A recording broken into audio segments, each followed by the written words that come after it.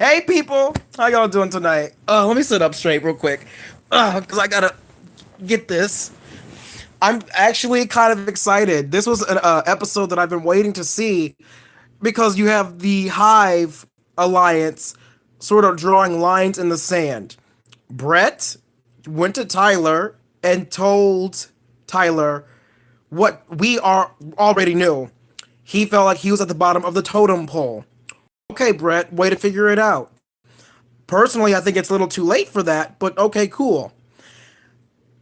Fast forward a little bit, you've got JC. Yo, Tyler, Angela, and Casey are at issue. We gotta break them up. The moment Tyler had his stance, if I had been JC, I would have been like, you know what?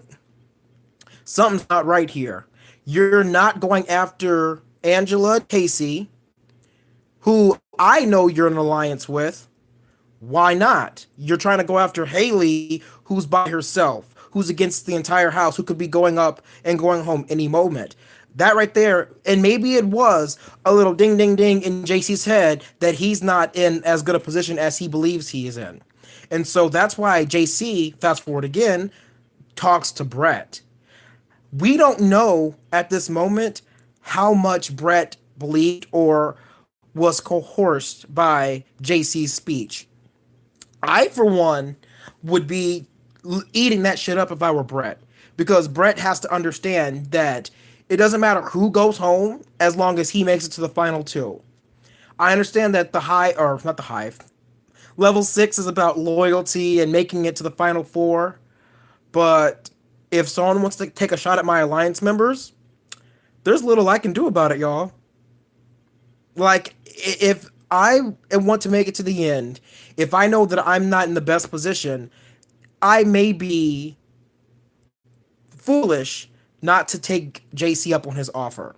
That's what I'd be thinking if I was in Brett's position. Because Brett already knows where he stands. JC knows where he stands. JC and Brett, if they were smart, would go and talk to Haley and try and get Haley on board. Now that Scotty's back, they can both go to Scotty and Haley and say, this is what's happening. Because right now, there's 8 people still in the house. You have those 3 guys with Haley can sweep the other side if they so choose. If they so choose. And then go after one another. Because this whole idea that the alliance is set in stone, we're the final 4, but at the same time, if you're going to be on the outs, if you know where you stand, I'm talking to anyone who's played this game before. If you know where you stand in that final 4, at the bottom, you'd be foolish not to take someone else up on an offer. Someone may be desperate, but desperation can lead to some very pleasing results for yourself. And honestly, I would love to see Brett break away, sort of blow up level 6, and say, you know what, JC, Scotty, Haley, let's run with this. In a perfect world, that's what we would see. But I don't think that's going to happen. Do I believe that Brett, Scotty, JC, and Haley can take on the other side of the house? Absolutely. Absolutely. Toe for toe, Scotty can take on Tyler. Toe for toe, you've got Brett that can take on Casey, and then you've got JC and Haley that can take on Angela. Sam is sort of a non-factor, and given that she has ties to both sides of the house and doesn't really care for Angela, I honestly don't think Sam would stick her neck out for anybody on that side of the house except for Tyler. Now that Scotty's back, we may see a shift in Sam's demeanor and Sam's behavior. I mean, here's hoping. You know, I'm always hoping for that. But at the same time, we're at a very pivotal point in the season.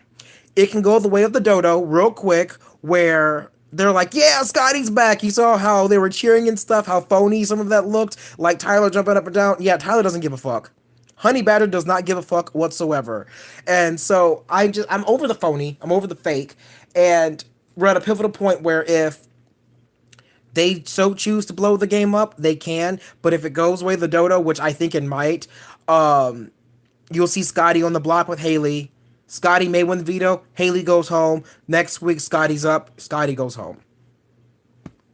I mean, unless Scotty wins HOH or Haley wins HOH, it's gonna get real boring again, y'all. And I'm hoping that doesn't happen. But you know, If it does, it does. It's Big Brother. Some seasons can't end on a high note. And that to me is why I think seasons 10, 8, and 6 were so fun to watch, because you had like different sides of the house all the way up until the end. Well, season 10 not so much. Season 10 just had a really strong alliance with really strong minds, and they were always trying to outmaneuver one another. That was fun to watch. But season 8, you have the Donatos trying to battle the other side of the house, and then you had like the Nerd Herd versus, I forgot what the other alliance was called, with Maggie and God, what's her name, Yvette. But it was just so interesting to watch two sides of the house make it all the way up to the end. Hopefully this season ends on a high note, but if it doesn't, it doesn't. It was a good season overall. It's still better than seasons 15 through 19. I really didn't care for those seasons. The New Age seasons aren't really that great. This is the first good New Age season I've actually thoroughly enjoyed. Anyway, no one's watched this video. Normally I have people here by now, but it's, Thursday. I don't know. Bye, y'all.